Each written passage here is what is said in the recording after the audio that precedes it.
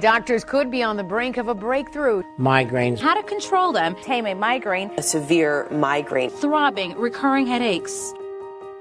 Given all the noise, navigating the migraine experience can be confusing and scary, but you do not have to do it alone. Welcome to the Migraine Guy Podcast, the official podcast of themigraineguy.com and theheadachereview.com. Now, here's your host. Hey there, thanks so much for joining the conversation today. If you're new to The Migraine Guy, here at The Migraine Guy, I strive to bring you informative and entertaining material, whether it be on YouTube, in this podcast, on Twitter, Instagram, or Facebook, anywhere that you find The Migraine Guy. That is my mission. Being alone is not an option when you have a chronic pain condition, and so I strive to put out regular content. So even if you're confined to your home because of your chronic illness, you can still know that you are not alone. Now, let's get to the show. What is up, everybody? What's up, pod people? It's Kevin here, bringing you another podcast today. How's everyone doing out there? Had a pretty rough migraine this morning myself. It was probably in that, well, I say rough. It felt extra rough because maybe the last 2 or 3 days were pretty tolerable. Yesterday, I honestly don't even think I had a migraine. And got to see some family, got to cook some food, got to hang out and have some fun. And so it was just a really nice day. And then today, I didn't sleep great last night, but it wasn't terrible. It just wasn't good. But woke up, kind of felt weird, did my normal routine to try and combat some of the migraine issues. And it just kept getting worse this morning, worse. And then about noon, I was probably in that like 4 to 5 pain range, plus a couple other symptoms, right? Jaw tightness and dizziness are my two big ones.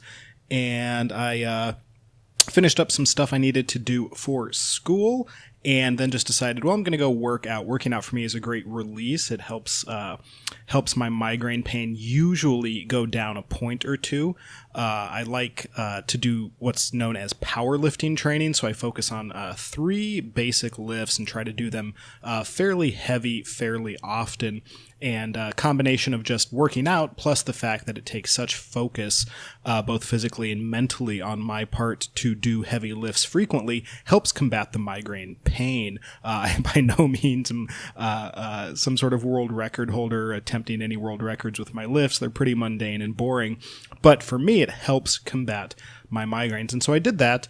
And now I am sitting probably at about like a level 1 or 2 on the pain scale, which is pretty normal after I work out. It goes down in pain, and then sometimes, maybe 50-50, in a couple hours, it'll probably start creeping back up to where it was, and then I'll, put my ice cap back on, do a couple other things, and try to just tough it out for the day.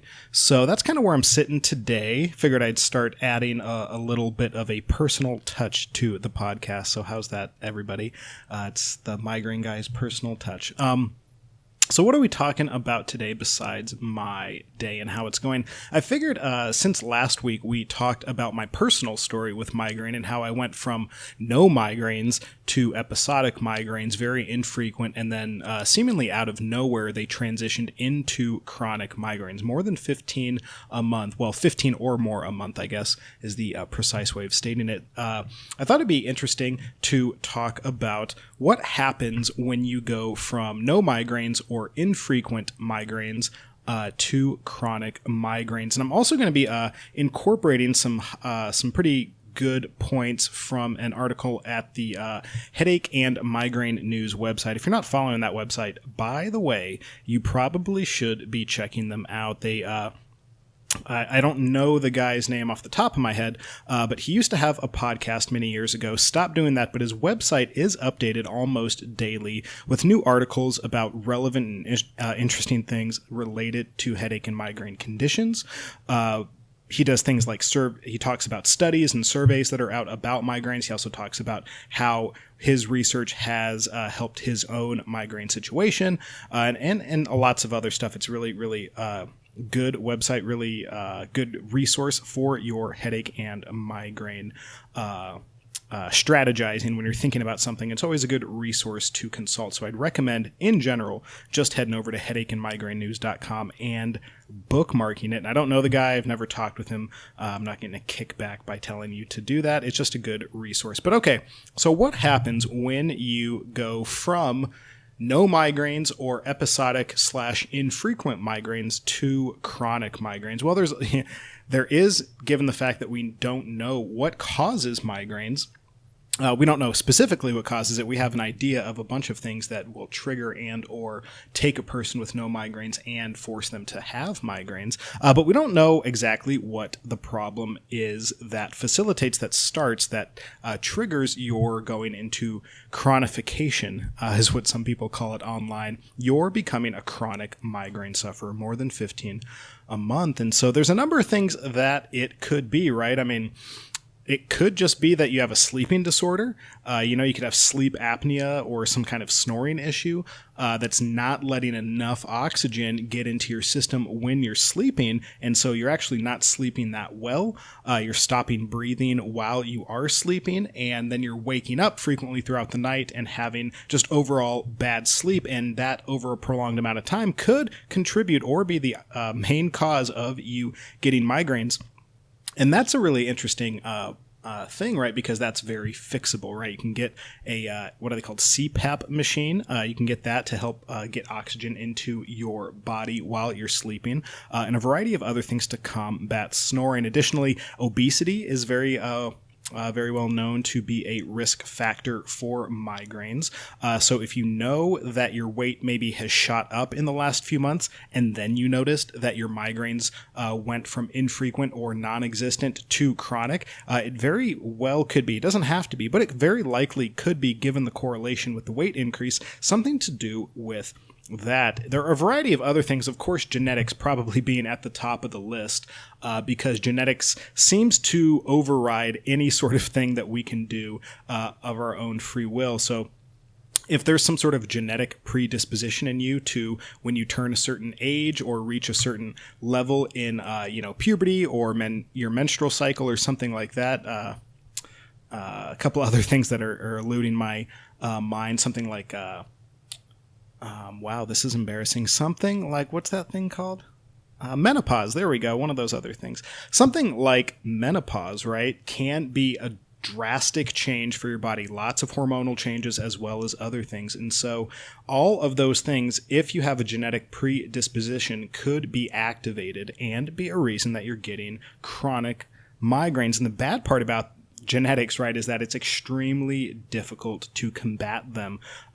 If you want to change your hair color, you can certainly go to a hairstylist and have it colored, but that, of course, is temporary. It doesn't actually change the way your body is creating your hair follicles. It's not changing the color. Likewise with migraines. If you're getting migraines all of a sudden and it has to do with your genetics, you can do a certain number of things that we're going to get to, but of course, there is no obvious cure because it's just part of the code that makes you up. It's part of the genetic sequencing that is you. It's who you are. It's part of who your genetics are. And so it tends to be somewhat difficult to live with the idea that it's entirely out of your control, because even if it is your genetics, you certainly can do some stuff about it. So once you notice that your migraines have gone to the chronic level, 15 or more a month, what should you do? Well, if you've noticed that your migraines have come on all of a sudden, and you also notice that you were changing something, there's some drastic change that has occurred in your life, you might want to dig into that a little deeper. There are obvious things. If you've started shopping at a different grocery store and getting particular foods that you've never eaten before, or if, as we said earlier, you've noticed that your sleep habit has been quite crummy the last few weeks. All of those could be obvious things that if you did a little bit of diet tracking, did a little bit of sleep tracking, would stand out as likely contributors, if not the sole reason that is happening. But that's the easy stuff to rule out. Diet, sleep, those kinds of things. Additionally, if you've suffered some kind of head trauma, even a while ago, could be years ago, maybe you were in football or you took a tumble down the stairs, those things can have residual effects that take a long time to manifest, especially if it went undiagnosed as any particular injury. So if you were playing football, maybe clonked your head and woke up, you got knocked out, and then you woke up a few seconds later and they offered to take you to the ER and you waved them off and said, no, I'm fine. that could be something that could be contributing to your migraines today, especially if they're in the chronic level. Head trauma is an obvious source of headache and migraine issues. It's the kind of thing not only that can be an issue that's caused by the head pain, but can actually be a symptom of something worse, right? Lots of people get headaches, for example, when they have subdermal hematomas, which can be fatal if not handled quickly. So headaches are nothing to play with. Migraines are nothing to play with, especially if you have had head trauma in the past. Additionally, lots of other things could be correlated with your migraines becoming chronic. If you have, for example, emotional or mental trauma in your history or depression, all of these things can be causes of migraines later in life. And so if you have that in your history, that it certainly doesn't mean is the cause of your migraines, but if that is in your personal history, your medical history, you need to make sure that your doctor's aware of it, because they need to know the whole story about who you are if they're going to not only give you an accurate diagnosis, but also have an accurate plan and a reliable plan to help you start to combat what's going on in your body with appropriate medication, appropriate nutrition, and appropriate exercise. And so all of these factors could be contributing to why your migraines have gone from episodic or non-existent to chronic. So taking a moment throughout your day and cataloging some of these things, sitting down and just writing out all of the possible contributors to your migraine, and then discussing those with your doctor or your headache or migraine specialist is definitely something that is worthwhile. And of course, if you need some of these charts, you can head over to theheadachreview.com. I have a little ebook there you can download for free. You just put your email in so I can send it to you. And it comes with charts and basic information about things like medications and stuff to talk with your doctor about. So if this is new to you, that is a good resource to have, and it's entirely free. You just have to go put in your email so you can get it sent to you. Now, a couple other things to consider when your migraines become chronified. That is a word that I just made up. So, well, I guess I conjugated it. I didn't make it up. So, one thing, as I started the podcast today, that I really like to do is get some exercise in throughout the day. Depending on how busy the week is and how crummy I'm feeling, at least 3 times a week, I like to get some exercise in. Ideally, I like to get it in about 5 times a week. And I know if you're not exercising at all right now, 5 times a week can sound pretty crazy, and that's understandable. I didn't start myself with 5 times. I started with 3 times, built up to 4, built up to 5 over years and years. There's a nice foundation of exercise back there, and so I've been able to increase my workload when it comes to exercising and lifting weights. But not everybody likes to lift weights. Not everybody wants to work out 5 times a week. Not everybody has access. And for a lot of migraine sufferers, physical activity of most kinds can be a trigger, or at least kind of exercise, what you would stereotypically associate with exercise, is the kind of activity that would trigger someone's migraine. And so what can you do? Why am I focusing on exercise? Well, exercise can be free, right? You can do it at home with your body weight. You don't need machines. You don't need free weights. You don't need a treadmill. You don't need anything. You can do things in your home to help your migraine pain go down right now if you wanted to. Lots of people, as I said, do find that certain exercises or certain movements do trigger migraines, and so you might accidentally trigger some migraines while you're trying to find out which movements you can do. But in the long run, everybody knows, medical professional or not, that exercise is a good thing. The downside to being a chronic migraine sufferer, and this is why it's connected, when you're a chronic migraine sufferer, it's very tempting to not want to do a whole lot else, because so much of your day, so much of your week, so much of your months are consumed by being in pain. You're laying down in a dark room, you're sitting maybe, whatever position is actually comfortable for you. I like to stand a lot of the time because it's easier for me to focus on my breathing, but people have different techniques for dealing with their chronic pain. And so it's very easy to not want to do anything when you're in pain. That's fairly obvious. But when you're not in pain, when you're not having a level 7 or 8 or 9 or 10 migraine, those are the times when you don't want to work out because now you're kind of in that migraine hangover phase, or maybe you're in a migraine free day and you just want to enjoy things. You don't want to go work out. You want to go out and do things. You want to hang out with people you haven't been able to hang out with. You want to make up time with people who you've had to cancel on numerous times. You want to go shopping. You want to do things with your kids, all that kind of stuff. So a little workout might not seem appealing, but it's extremely important that we work out, because being a chronic migraine sufferer puts us at a higher risk for a variety of things that exercise can help reduce those risk factors. We all know that migraine sufferers, for example, are like 60% likely, 50%, like 2/3 likely to have anxiety problems. We're I think 50% more likely to have depression. These are off the top of my head, so they might be a little fuzzy or a little rough, but they're pretty close. The statistics on comorbid conditions with migraine are pretty daunting, and one of the things that every medical professional, every medical website will tell you can help combat almost every single one of them is exercise. It's a great way to get your brain to force some pleasure chemicals out, some endorphins out, so that you feel a little better, and you're going to start looking a little better. Not that you need to look any particular way, but everybody enjoys losing some weight. Isn't it nice when you stand on the scale and there's 5 pounds gone that were there last week, and then next week there's a couple more pounds? Shows progress in a quantifiable way, and it helps you feel more confident about yourself. Now, even if you don't need to lose weight, maybe you need to gain weight.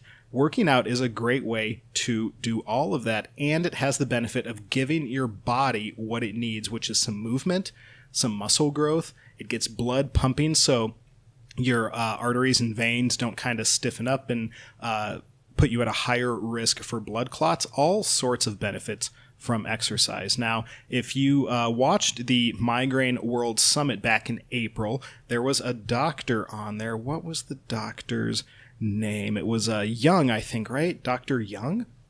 Maybe?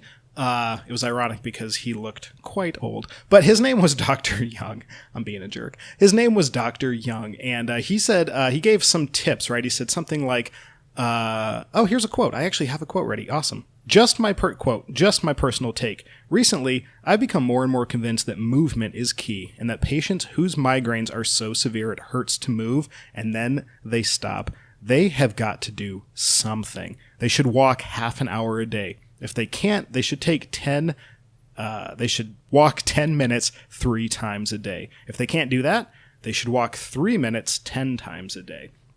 End quote. And so this is just a way of getting out and doing something. This is what Dr. Young is highlighting, that there is something you can do almost every day, if not every other day, even if it's minimal. Maybe you have a severe migraine, what's the word I'm looking for? Maybe you have chronic migraines and a severe back problem, for example. And so walking, exercise really is out of the question, because the main thing that's going to help you move your spine isn't working properly. And so exercise really is out of the question in any serious way. Well, there are other options to do, right? This is the age of the internet. You can search for a variety of workout plans. Maybe what your workout looks like is when you're sitting in a chair during the day, you simply do some leg extensions, maybe 10 each side for 5 times. That'll help give a little bit of a workout to your lower back, to your quads, to your hamstrings. It also helps your core if you force yourself to sit upright while you move your legs.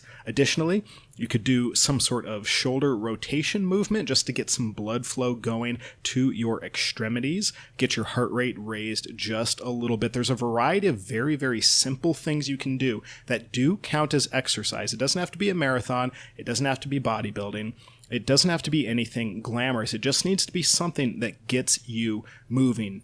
Being stagnant and having an inability to get your body moving is only going to lead to more issues down the line. And it's not fair that you have these chronic migraines. It's not fair that it's extra difficult for you to get exercise in, but this is an uphill battle we face, but it is uphill. We can make progress. It's just a fight. And so if you can dig in and put your foot in front of the other foot and climb this hill that we're facing, additionally grab onto some other people that are doing it also, we can get up this hill together. It's not impossible. It's just a really, really difficult challenge. And so a little bit of exercise is the one thing that I think everybody can do a little bit more of. On top of all that, there are huge benefits to doing it. And so if you're noticing that your migraines have gone from non-existent or infrequent to chronic, it's certainly not a bad idea to consider trying to get some kind of movement into your day a few times a week. About 3 would be a nice starting place. Monday, Wednesday, Saturday, maybe Monday, Wednesday, Friday, or whatever fits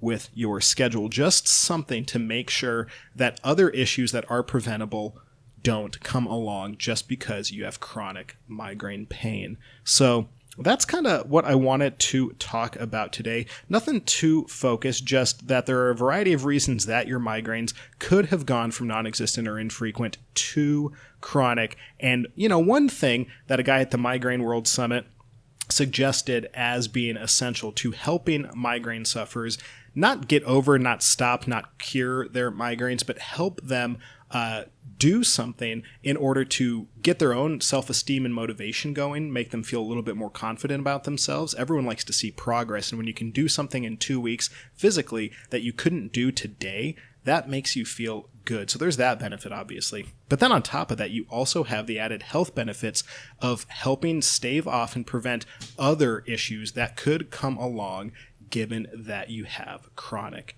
pain. So I think it's really important to do that. I would like to organize some sort of 12-week challenge for some willing participants out there with me. Write up a little exercise program and go at it for 12 weeks. And something like whoever loses the most weight wins, maybe a $50 gift card. Or something like, I don't know, whoever can do the most push-ups at the end gets a particular prize. Something like that would be kind of fun and something I would like to get going in the future. But of course, it's going to take some organizing, and it's also going to take me doing more work to get it to happen. So we'll see if my laziness prevents this from happening. But at the very least, I would hope that everybody out there takes a little bit of time, a few times a week, to move around just a little bit. Even if it's in your own home, walking back and forth in your living room, maybe counting how many steps you're taking and trying to go an extra so many steps the following week. And so that's what I want to end the podcast with. I want to ask the question of the week. The question today is, what kind of exercise do you think you can incorporate into your weekly habits? It doesn't have to be anything glamorous, doesn't have to be anything quote unquote impressive. Anything that you're doing today that you weren't doing yesterday is progress. And so that's the way we need to measure it. Can you do a few more push-ups, a few more walks around the block? Can you do something today that you weren't doing yesterday? So hit me up on social media. Just tag the Migraine Guy with your answer. What can you incorporate and how are you going to do it? That's the kind of stuff we like to see here at the Migraine Guy and the Headache Review. We like to talk about what we can do. We want to talk about and empower each other to do it better and become stronger migraine warriors. Additionally, I just got my Migraine Idaho hat with the little design that I made. It's a purple hat with a black logo. Looks pretty good. I have an enormous head, and so it fits a little bit awkwardly just because it doesn't go down far enough on the sides. It kind of looks like I have one of those weird small caps with a little propeller on the top. But I'm gonna wear it proudly. I'm gonna be a migraine warrior with a huge head. Maybe that's a contributing factor to migraines. Well, now I'm rambling, so I'm going to go ahead and cut off the podcast. I'm going to be out of town next week, but I'm batch recording podcasts. That means I'm recording more than one podcast today so that there won't be a gap like there was when I went on vacation a couple weeks ago. We're getting almost 1,000 downloads a week. Not quite 1,000, but almost 1,000, which is pretty wild when you think about it. So I'm glad that there is a large community of people that value this kind of content. It's going to keep coming. So as long as you keep subscribing and listening and downloading, it will continue. And until next time, pod people, take it easy. If you want to help keep everything that the Migraine Guy does free, then you can become a patron over at the website patreon.com. That's patreon.com. Patreon lets people contribute funds to other people whose work they value. Becoming a patron does things for me, such as allowing me to buy new products so that I can do product review videos so that you know whether or not a given migraine product actually works before you buy it. It also helps me do things like upgrade the microphones and cameras for both the YouTube channel and this podcast. And more importantly, it helps me be accountable to you, my migraine community. You can pledge as low as $1 a month if you want to, and every single dollar does help. Just head over to patreon.com/themigraineguy to become a patron today.